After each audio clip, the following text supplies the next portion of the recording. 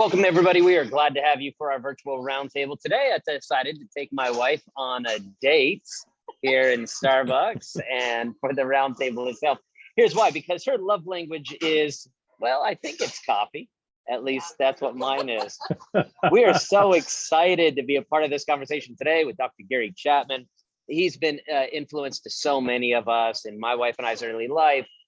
What a great benefit that book was to us. We plagiarized his material in multiple couples retreats around the country.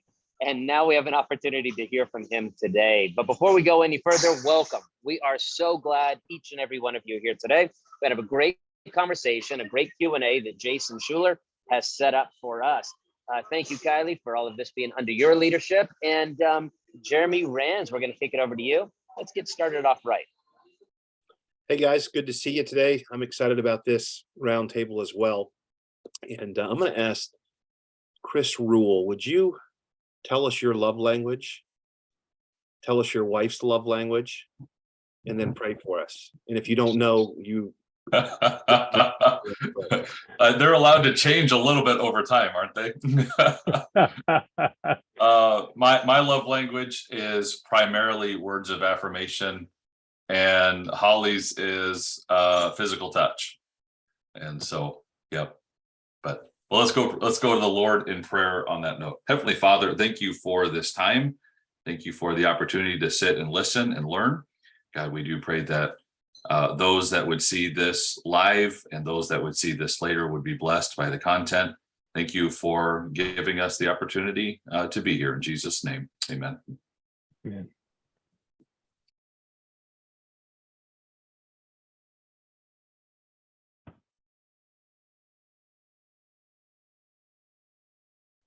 Jason, you're muted. We can't hear you. That's too bad. I said some really good stuff right there. I'm sorry. I'm so excited to be here today. Thank you guys for being here, taking time out of your schedule to join us. Dr. Gary Chapman is with us today. I'm going to introduce him in just a moment. I want to say one more thing about Idea Night. That is 1 week from tonight. If you've not registered for a site to go to Idea Night, we'd love to have you do that. You can do so on our website. Hopefully there's a site near you and you've done that before now, but if not, there's still time. So I want to make sure you're aware of that. Dr. Gary Chapman is a personal friend of mine. He's done conferences at our church here in North Carolina before. We've got him scheduled to be with us again in March. You come and help me. Year. And we're excited to have him with us today. And I'll say just a word about Dr. I don't know what Chapman. happened, but He's a well-known counselor and director of family ministry and marriage seminars. His book, The 5 Love Languages, has been a huge hit. It has sold over 20 million copies, and it's also available in 57 different languages. And so a few of you are going to get a signed copy of his book today that we're going to send out. Thank you guys for being here today for that. But Dr. Chapman is with us. He's on Moody Network, over 400 affiliate stations. He's been helping marriages for years. One of his newer books, if you don't have it, it's Things I Wish I'd Known Before We Got Married. And that's a book that I have had the privilege of walking through as a resource for premarital counseling in couples that I've counseled before they've gotten married. That's a great resource for you if you're in the habit of counseling, premarital counseling with young couples before they get married. That's a great resource that we've used at our church. I've used it personally. But Dr. Chapman, we appreciate you taking time out of your schedule to be with us today. And if you would share your heart with us for the next few minutes, we're going to have Q&A after. So if you think of something you want to ask Dr. Chapman after he's done with his talk, write it down, throw it in the chat. We'll have some time to get to your questions. But Dr. Chapman, thanks for all you've done in our lives that you probably didn't even know you've done in your writing and your material. And thanks also for being with us today. We'll kick it off to you. can you hear me now? Can you hear me or not? Yeah, we can hear you. We can hear you and we can Okay. see. All right. Yeah. Well, I have often said that love is the most important word in the English language and the most confusing word in the English language. I say it's the most important word because Jesus said in John 13 that this is the way they will know that you're my disciples, by the way you love each other. which makes it a pretty important word. He gave the non-Christian world the right to judge whether or not we're Christians by the way we love each other. But it's a confusing word because we use the word love in 1,000 ways. We say, for example, I love hot dogs. In North Carolina, we say, I love barbecue. And in North Carolina, that's always pork barbecue, okay? And then people say, I love the mountains, I love the beach, I love my new car, love my dog. And then we say to a special someone, I love you. What is that supposed to mean? Hot dogs and barbecue, I love you. Well, I'm not going to talk about 1,000 ways we use the word love. I'm going to talk only about 3 ways we use the word love, and I'm going to focus on the third of these. The first that I just wanted to mention is this whole experience of falling in love. And the reason I want to touch on this is because I was always told growing up, if you've got the real thing, if you're really in love, those feelings will last forever. Nobody told me but what I've discovered in my counseling and in research is the average lifespan of those euphoric feelings lasts about 2 years. Some a little later, some a little longer, some a little less, average 2 years. My wife and I had dated 2 years before we got married. I came down off the high pretty soon after the honeymoon. And then our differences emerged, and we didn't know how to solve conflicts, because when you're in love, you don't think you'll have any conflicts. And we ended up arguing with each other, and things really went downhill. Not only did I lose those positive feelings, but now I had negative feelings toward her. So that may be what God used to push me into counseling couples all these years, is the reality and the awareness that I have, because I went through it, of losing all those love feelings and then having negative feelings toward her.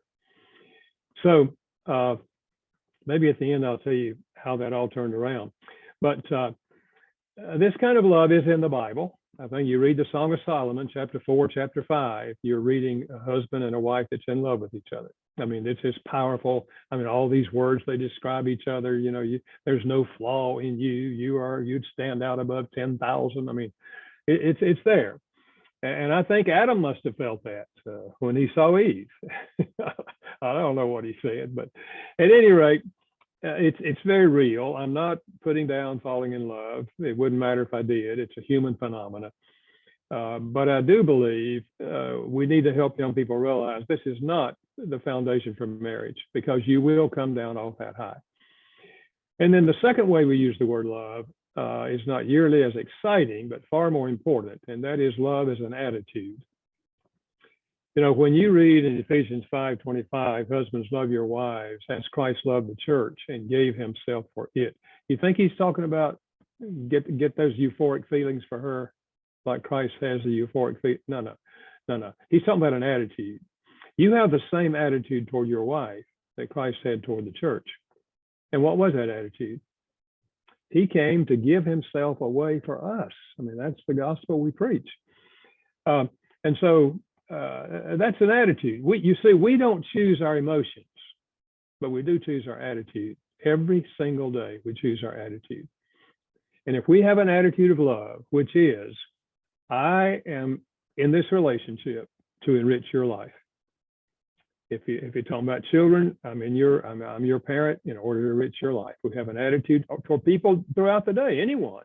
If we have an attitude of love, we're thinking in terms of, Lord, how can I enrich the life of the person that I'm now engaged in talking with?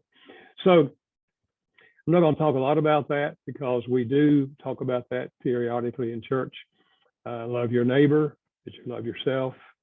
It doesn't mean you have warm feelings toward them, but you are reaching out, trying to do what you can to enrich their lives.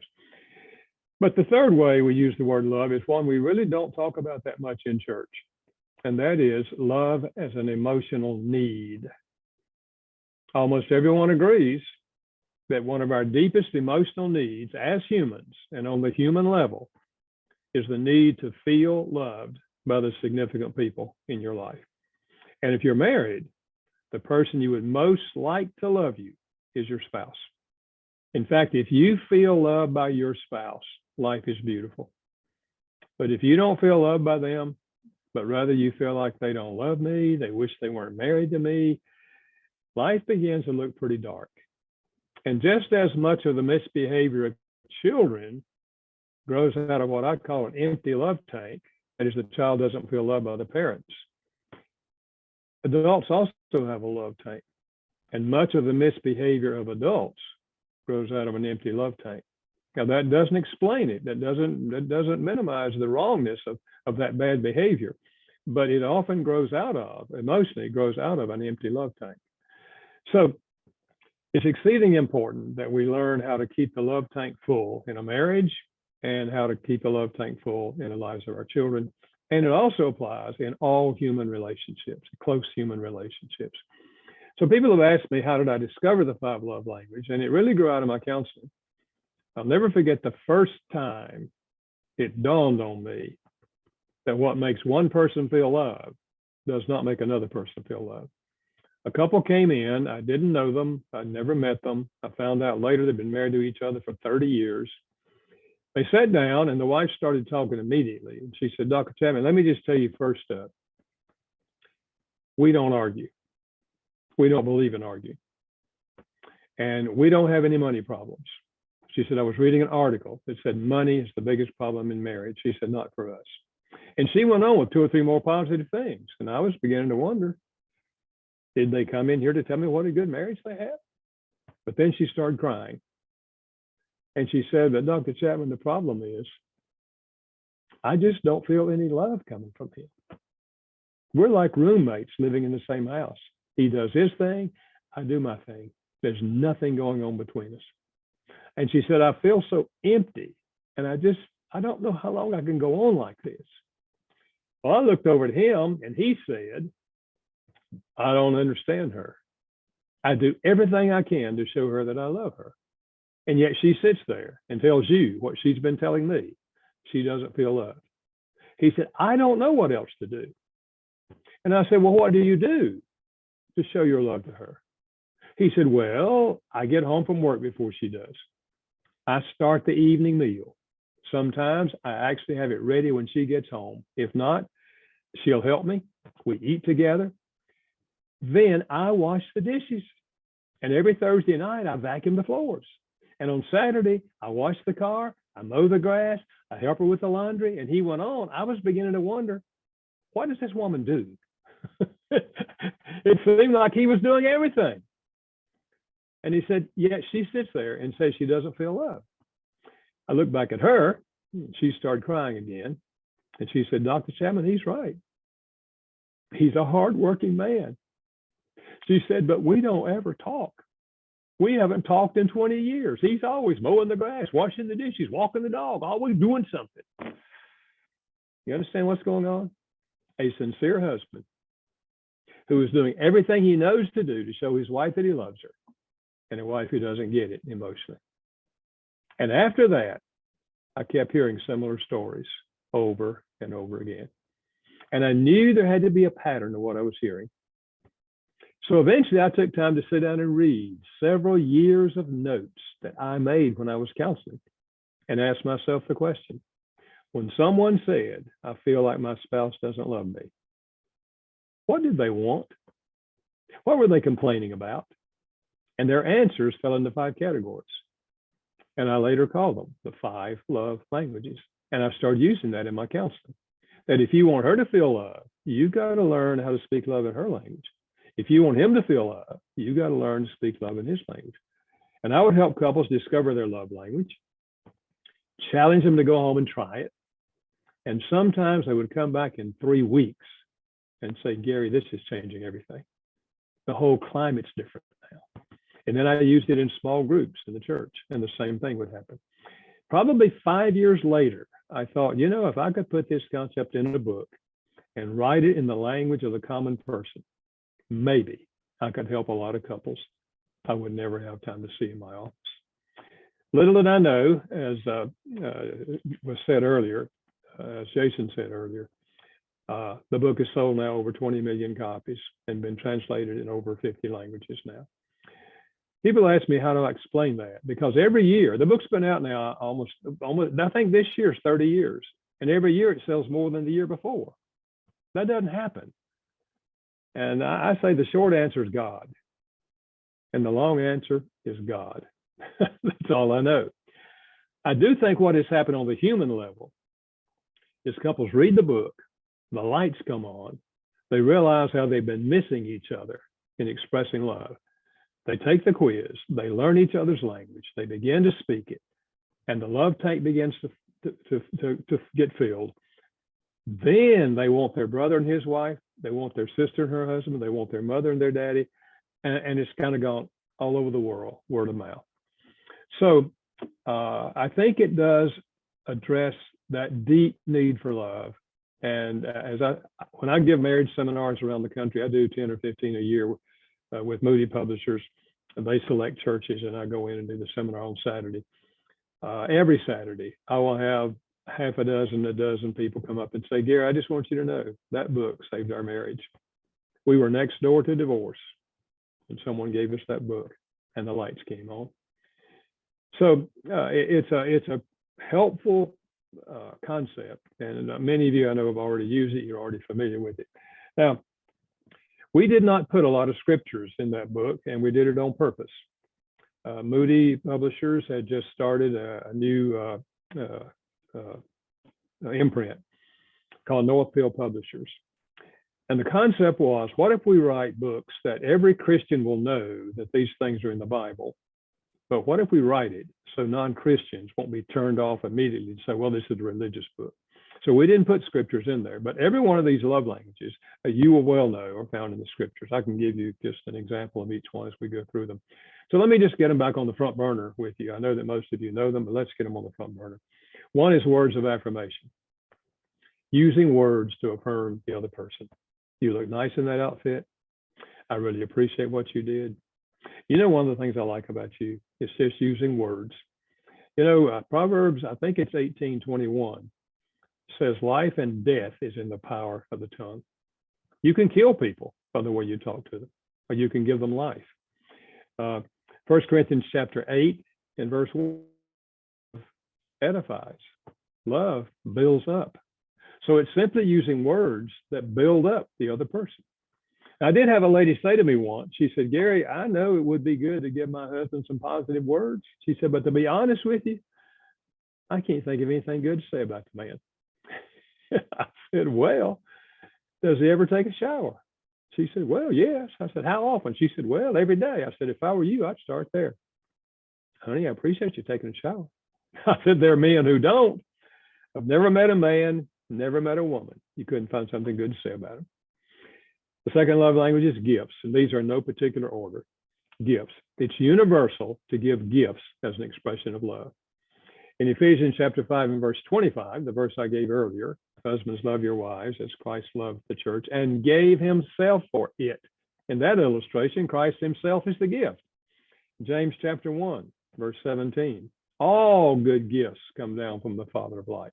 God is a gift-giving God, and it's universal to express love by giving gifts. And the gifts don't have to be expensive. You can pick up a flower out of your yard, cut it, take it in and give it to your wife. And unless she's allergic to flowers, it's an expression of love. And for some people, gifts is their primary language. You can pick up a stone in a city parking lot and take it home and give it to an 8-year-old boy and say, hey man, I found this today and I wanted you to have it. Look at the colors in this thing. If gifts is his love language, you'll find that stone in his dresser drawer when he's 23, and he'll remember the day you gave it to him. So gifts, for some people, this is powerful. Number 3 is acts of service. Doing something for the other person that you know they would like for you to do. 1 John chapter 3, verse 18. Love not only in words, but in deeds. Do something to show your love. Now in a marriage, this is such things as cooking meals, washing dishes, vacuuming floors, keeping the car clean, walking the dog, changing the baby's diaper, anything that you know they would appreciate you doing. Remember the old saying, actions speak louder than words? Well, for some people, that's true. It's not true for everyone, but if this is their language, actions will speak louder than words. Number 4 is quality time. Giving the other person your undivided attention, spending quality time with them. Mark chapter 3, verse 14 says of Jesus, he ordained 12, we call them the 12 disciples, that he might be with them. Jesus preached to multitudes, but he gave quality time to 12 men. Now, in a marriage, this is not sitting on the couch watching television together. Someone else has your attention. TV is off. Computer is down. We're not answering the phone unless it's an emergency. We have the undivided attention of each other. Now, it's not always talking. You can be doing something together, something that they want to do. And let's say they want to plant a little flower garden in the front yard and you're helping them do it. And they have your full attention. You're doing something together that they want you to be with them and do it. Now with children, in order to speak quality time, you have to go to where the child is because they can't come to where you are.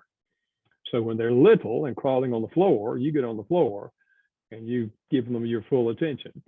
Now they get a little older, you go to the sandbox. And we do fairly well when children are little. When they get to be teenagers, we don't always want to go where they are. So what do? They go down the street and find somebody who will go where they are.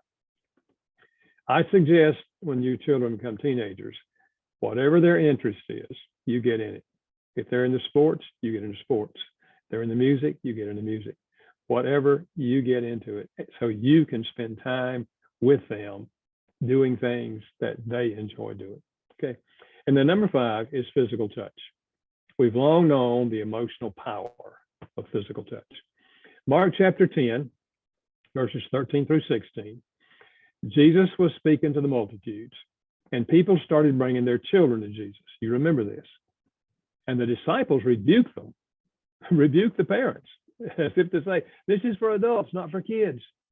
But Jesus said, bring the children to me, for of such is the kingdom of God. And the next verse says, he put his hands on them and blessed them. In fact, if you follow the lifestyle of Jesus, he was touching people all along the journey. He was touching people.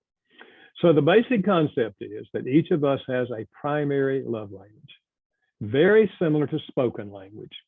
We all have a spoken language. We call it our native tongue. It's the one we understand best. Well, we all have a love language, and it's the one that communicates most deeply to us that we feel loved. By nature, if we don't know anything about love languages, we will speak our love language. We will speak what makes us feel loved. That's precisely what I did when I got married, the first 3 months before I came down off the high. I didn't know anything about love languages in those days. In fact, I didn't know much about anything in those days. But I gave my wife positive words. I told her how nice she looked, how much I appreciated what she did. I probably told her a dozen times a day, I love you, honey. I am so glad I married you. I love you, love you, love you. And one night she said to me, you keep on saying I love you. If you love me, why don't you help me? And I said, what do you mean?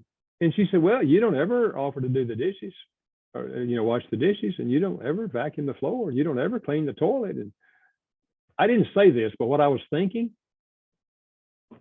woman, what are you talking about? My mama did that. Yeah. We bring our history with us, expect our wives to do what our mama did. So I said, she said, if you really love me, it looks to me like you'd help me. I said, well, honey, I'm full-time in school, and I was at seminary. I'm full-time in school and working part-time, and I don't have a whole lot of time doing studies, but yeah, I mean, I can. If you want me to wash the dishes, I can wash the dishes. Yeah. So I started washing the dishes, and I started vacuuming the floor once a week. And I said, now the toilet, I don't know how to clean toilets. And she said, well, I can teach you, And when I started doing those things for her, she started giving me affirming words. Before that, she wasn't giving me affirming words. I guess she didn't see anything worthy of affirming words. And we got it together.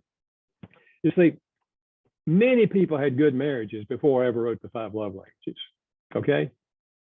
But I think they, like us, stumbled upon what made the other person feel loved, and they did it. And when they did, they met that deep emotional need for love. So by nature, we speak our own love language, and seldom does a husband and wife have the same love language. Now, some people do. A lady said to me the other day, she said, Dr. Chapman, my husband and I have the same language.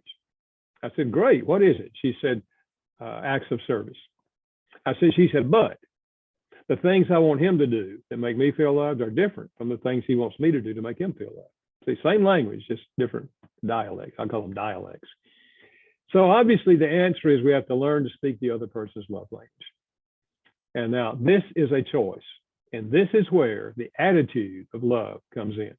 I had a man say to me, Dr. Chapman, my wife and I read your book. We took the quiz.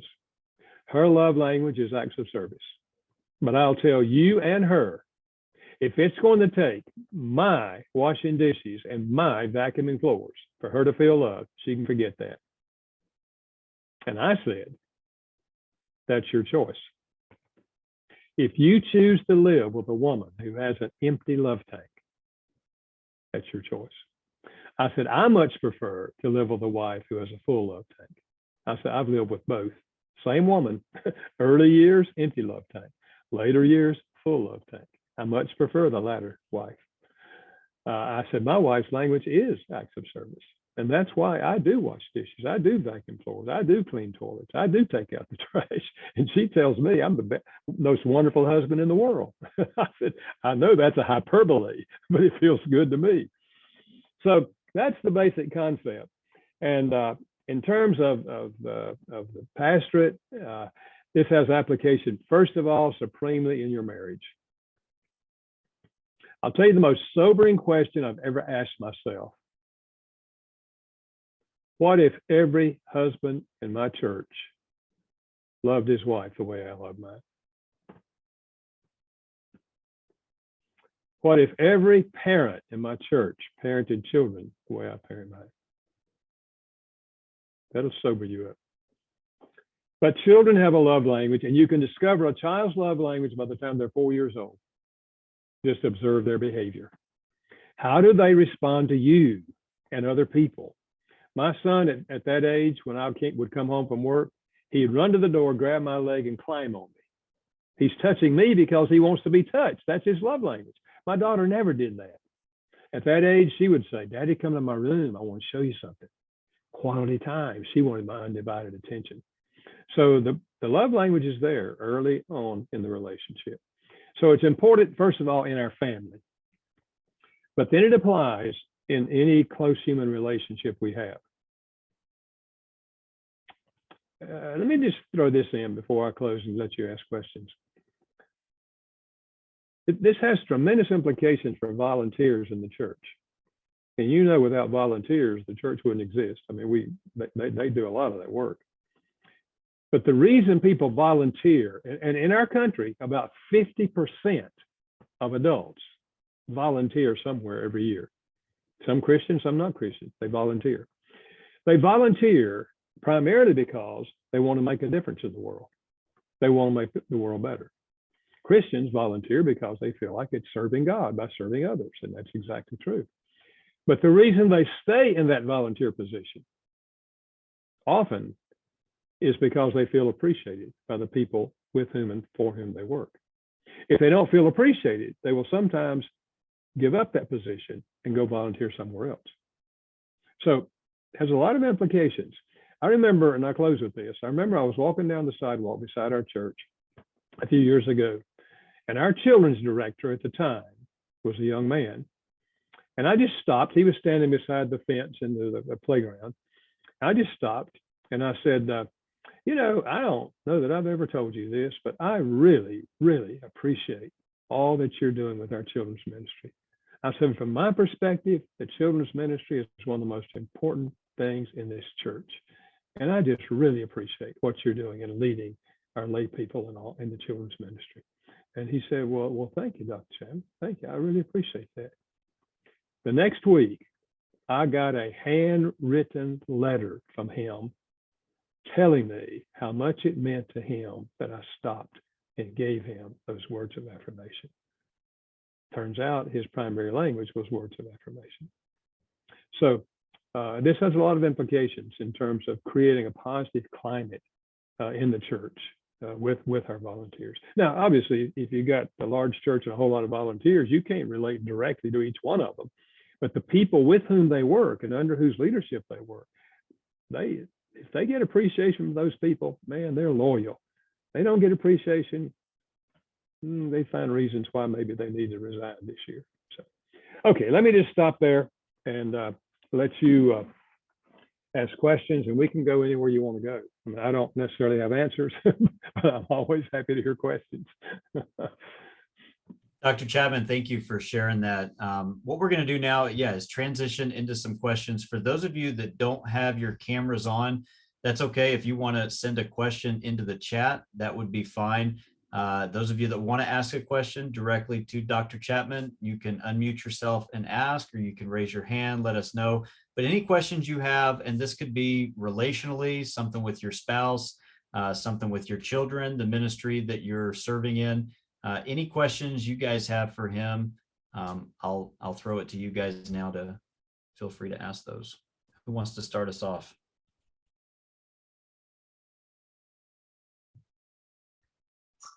I'll jump in first and I'll ask Dr. Chapman this question. As it relates to a pastor and utilizing the concepts of the 5 love languages, is that something you would say is like a good sermon series, or is that, no, maybe use the concepts, please don't plagiarize my book, or what are your thoughts? Have you seen, I'm sure a lot of pastors have used that as fodder for sermons. Is that right?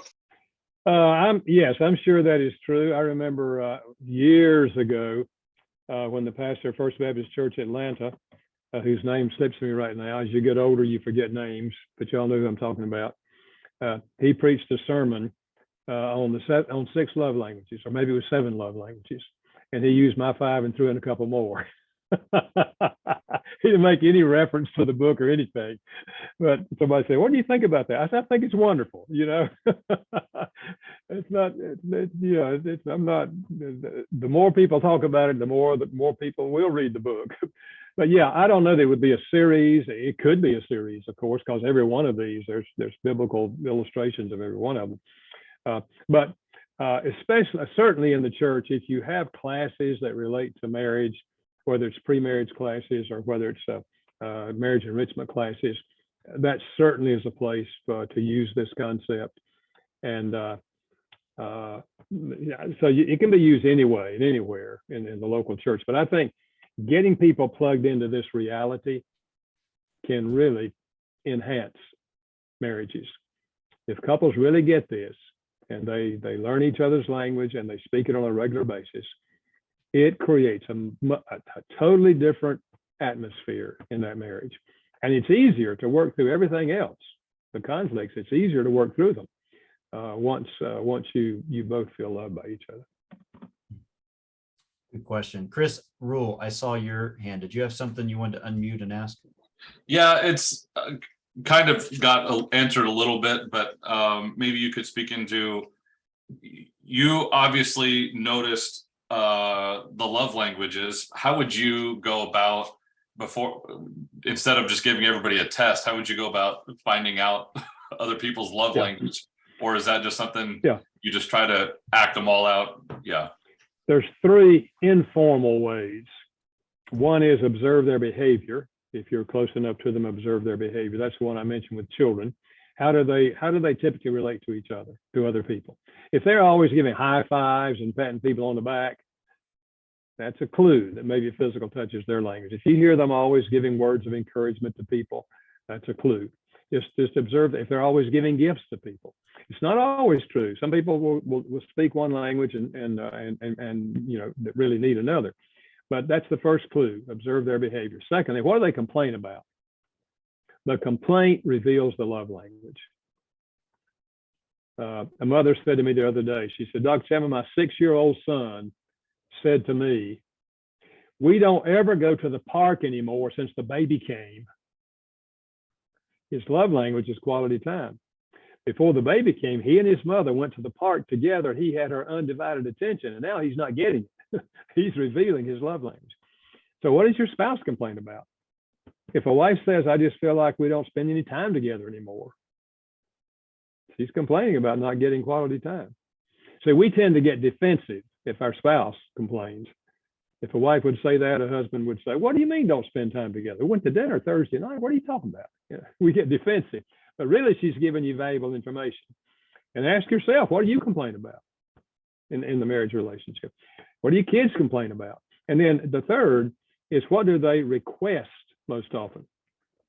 What do they request most often? For example, my daughter in the teenage years, her most common request was, Dad, can we take a walk after dinner? She was asking me for quality time. She wanted my undivided attention as we walked through the neighborhood and talked. So you put those three things together, you can pretty well figure out a person's love language. Now, most of you know, online, there's a free quiz at 5lovelanguages.com. There's a free quiz, one for married couples, one for single adults, one for teenagers, and then some questions you can ask a child as well. And that's all free. In fact, that's run by my Moody Publishers, my publisher. And they told me about a month ago, 80 million people have taken that quiz. So more people have taken the quiz than have read the book. That's okay. If they can get it, and apply it, that's wonderful. So, but those are informal ways to determine someone's love language, or determine your own love language. Great. Seth, I see your hand there. Go ahead and unmute and ask your question.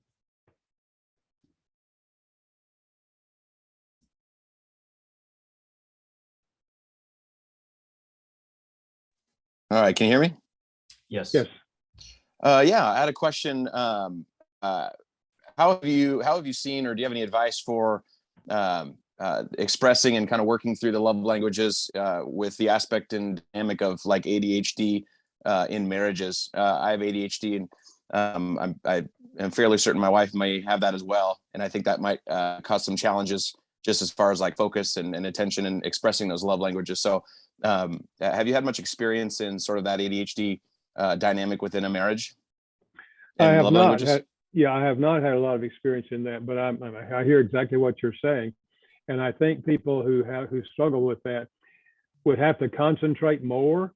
It might mean putting little reminder stickets up somewhere, what you see on a regular basis. Her love language is that you keep seeing that it just keeps it on the front burner for you. That would be what comes to my mind. I think it would take more effort. Now, I did write a book on how this applies for special needs children. And I wrote it with a lady who had special needs children and worked in that area for 25 years, because special needs children, depending on what the need is, of course, it's very different in terms of how do you discover their love language, how do you speak their love language. They still have the need to feel loved, no matter what the disability is. But that book would be helpful for anyone who has a child who has some kind of physical or emotional struggle. Yeah. Good question. Hey, we had one Dr. Chapman come into the chat. I think I've heard you say this before. Maybe you can speak to this a little bit, but do people's love language, can they change over time? Can you speak a little bit to why that would happen and how you've seen that in your experience? Yeah, I think there's a sense in which the primary love language tends to stay with us throughout life. But having said that, I think there are seasons of life and circumstances where another love language may jump to the top. For example, a mother who has 2 preschool children, acts of service may not be her primary love language before that, but during that time, acts of service is probably going to jump to the top because she's overwhelmed with all that has to be done. Or let's say that you hear your spouse on the phone and they receive word that a family member died. Physical touch may not be their primary language, but at that juncture, that circumstance, you're embracing them as they weep over that knowledge is probably the most powerful thing you could do for them at that moment. So I think there are situations and then seasons of life when the love language may change. And here's another rather common thing. If number 1, the primary love language, and number 2 are very, very close, and they are for some people. In fact, some people, they're exactly alike when they take the quiz. And I say to them, it means you're bilingual. You know, either one of these is going to speak to you deeply. But if those are very close and you get enough of number one, you're getting regularly number one, you may begin to think, I don't know, I think number two has become number one. But if they stop doing number one, you'll quickly know, no, that's still my primary, it's still my primary. So yeah, those are the things that come to my mind in answer to that question. Good. What else? Who else has a question they want to jump in here?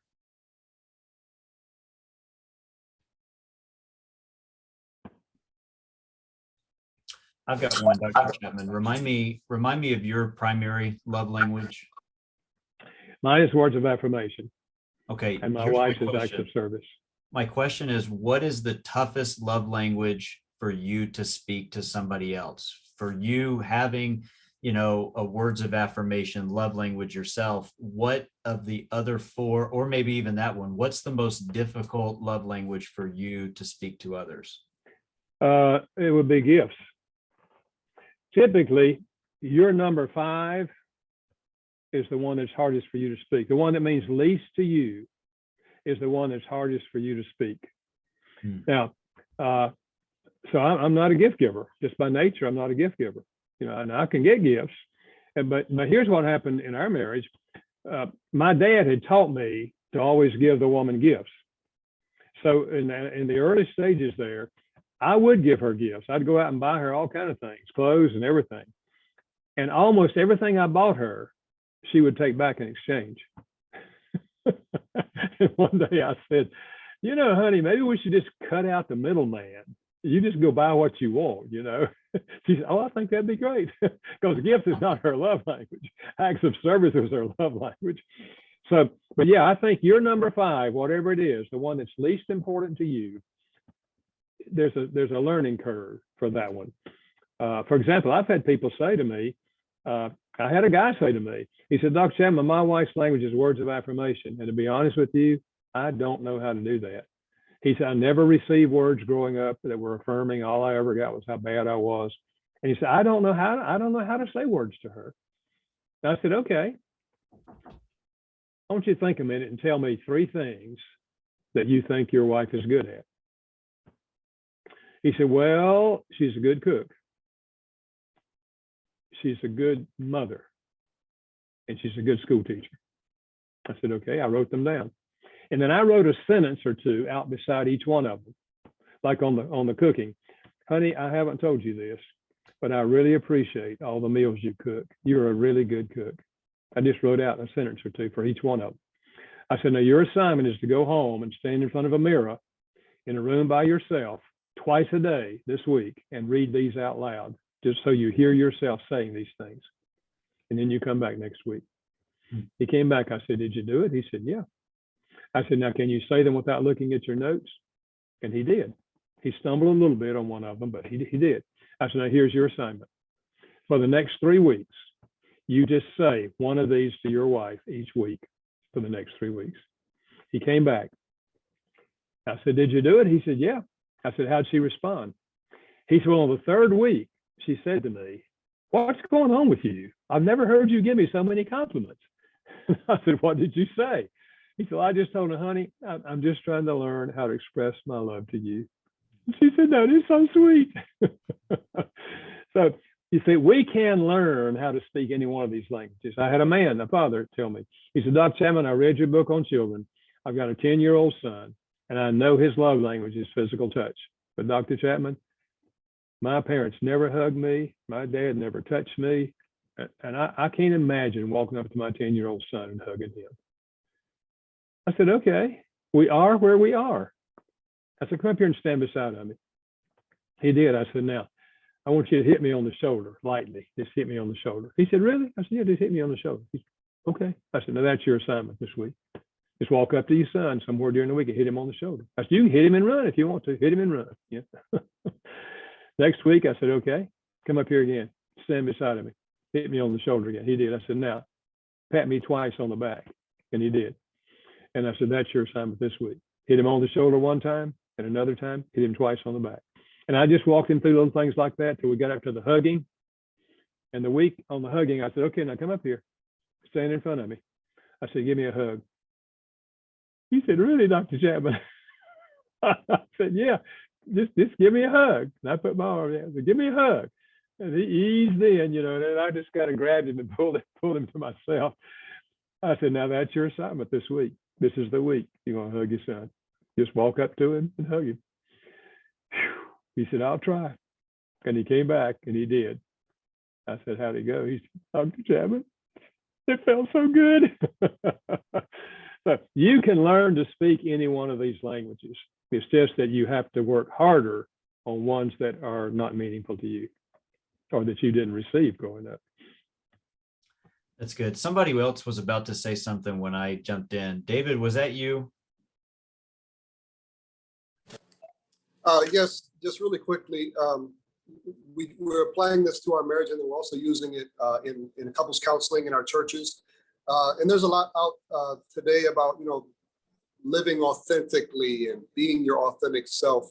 And when we tell couples that, you know, I have a hard time changing and for my spouse, and talk a little bit maybe about if you feel comfortable telling someone, because between me and my wife, I know that we have a responsibility to learn each other's love language and then speak that.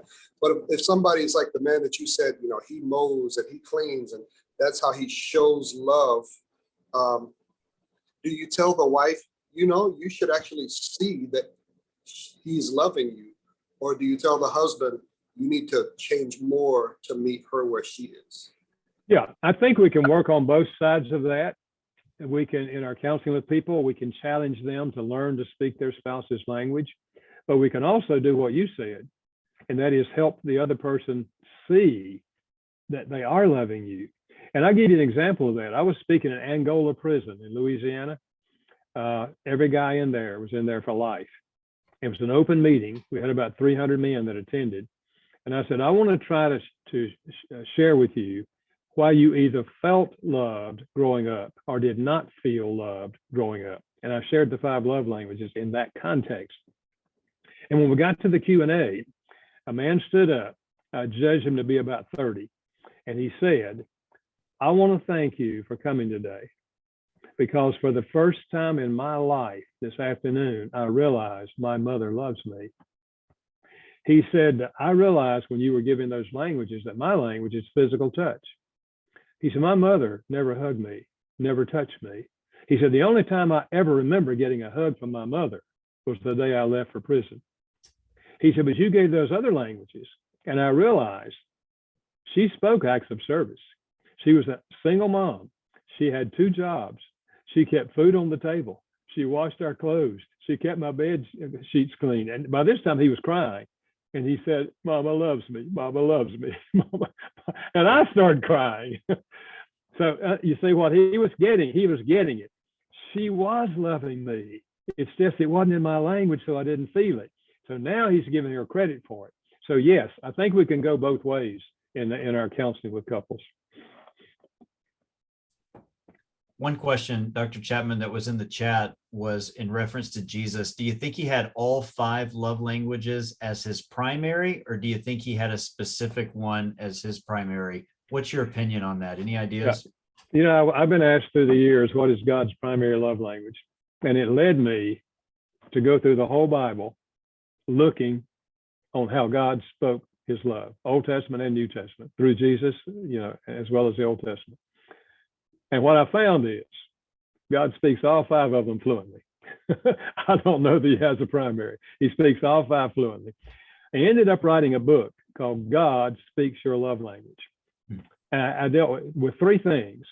First of all, I dealt with conversion experiences, how people became Christians, and found a tremendous parallel between their love language and how they became a Christian. For example, Saul on the road to Damascus, it was a physical experience. I mean, God struck him, he was blind, he fell to the ground. It was a physical thing for him. And there are people today who their conversion experience involved a physical thing. They'll tell you, I was sitting in church. The invitation was given. My body started shaking. The tears started flowing. I mean, I was just overwhelmed. I couldn't contain myself. It was a physical thing for them. God got their attention physically. But not everybody has that kind of experience.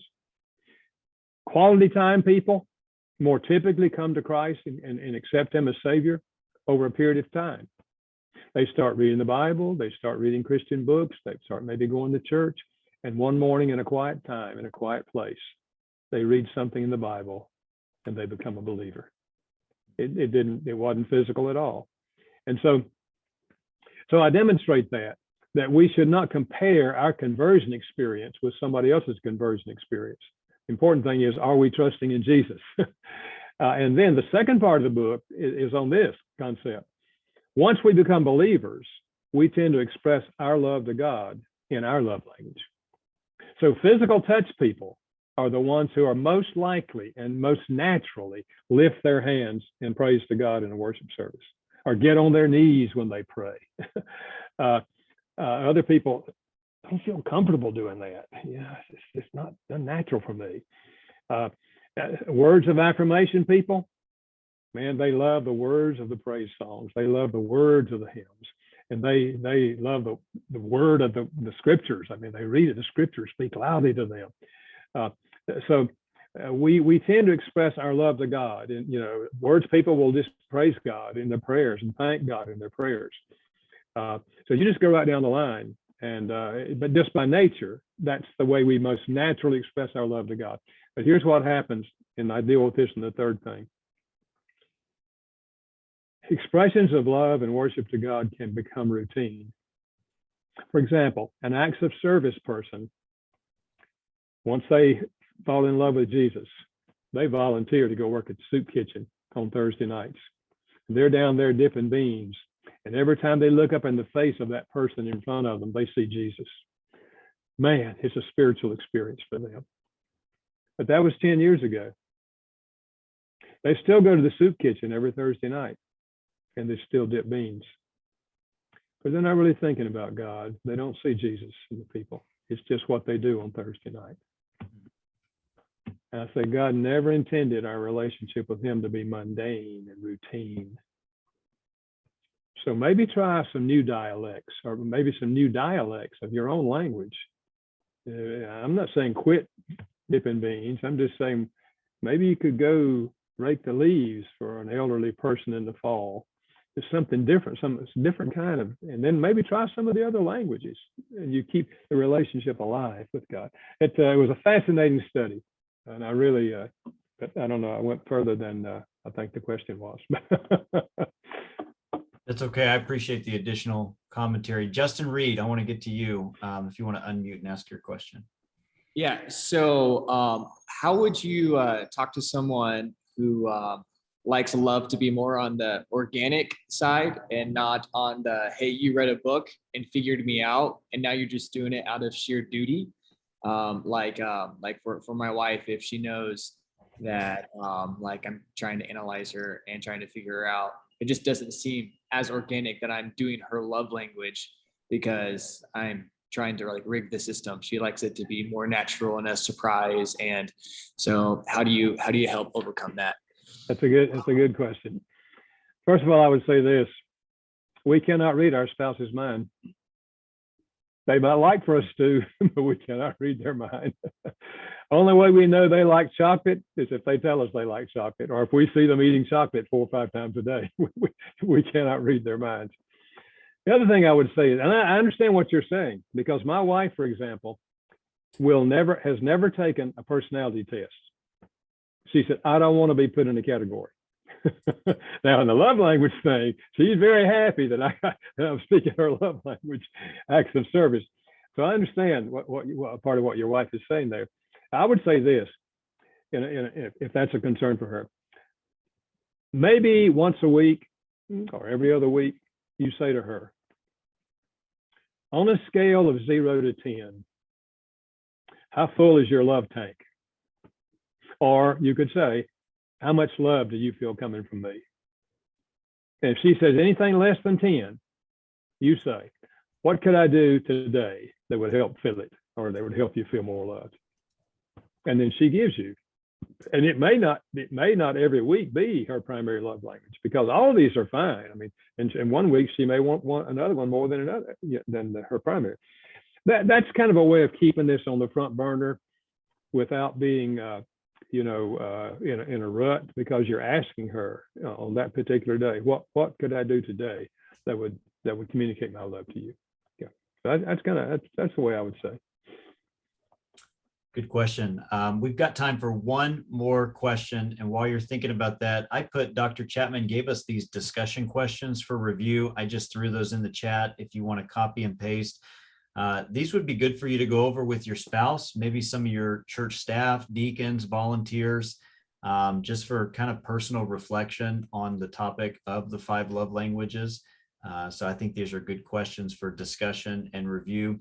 Any other questions out there? I don't want to miss anyone while we've got Dr. Chapman with us. Any other questions before we sign off here? Just a very quick question. My words of affirmation is my primary love language. Is that generally how I'm going to express my love language to others? So I'm going to show my wife also words of affirmation, or is that generally what you find, or can it be different? Yeah, typically the language we speak most often and most naturally is what we want, but not always. You see, sometimes we speak one primarily, and I think it's because we were taught by our parents to speak that language. Like I mentioned earlier, my father taught me, get her gifts, get her gifts, get her gifts. So I was doing that not because gifts was my language. I was doing that because I was taught to do it.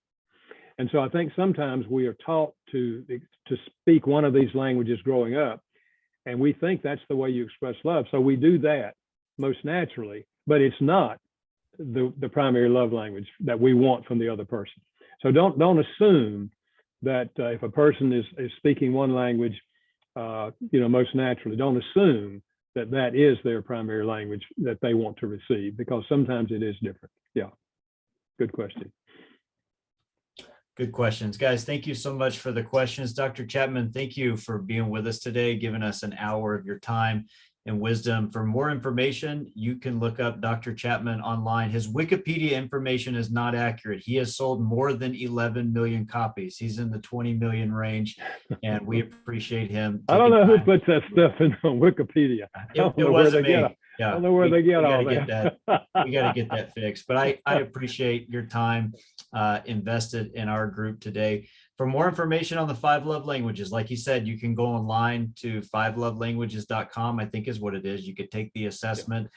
There's books geared toward couples, teens, children, every gamut of the concept of 5 love languages. He's written several books about it. You can find those online wherever books are sold. And then if you're within 2 hours of the Winston-Salem, Greensboro area, we are having Dr. Chapman. We're doing a date night with Dr. Chapman in March at our church. If you're within driving distance of us, check out our church website. We'd love to have you come and join us with him live. But Dr. Chapman, thank you so much for being with us today, sharing your wisdom and your time with us. Really good content. We appreciate you being here. Well, thank you, Jason. And let me encourage you guys. I love what you all are doing. This is just a great idea. And let me just throw this out. There's one book you will not find at 5lovelanguages.com. It was just published, but we published it with a different publisher. It's called Life-Changing Cross-Cultural Friendships: How You Can Change the Racial Climate in This Country, One Relationship at a Time.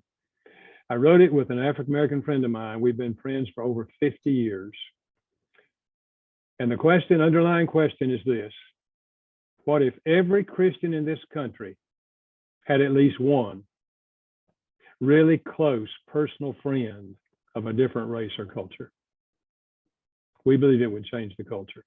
We all have acquaintances, but we don't necessarily have a close personal friend of a different race or culture.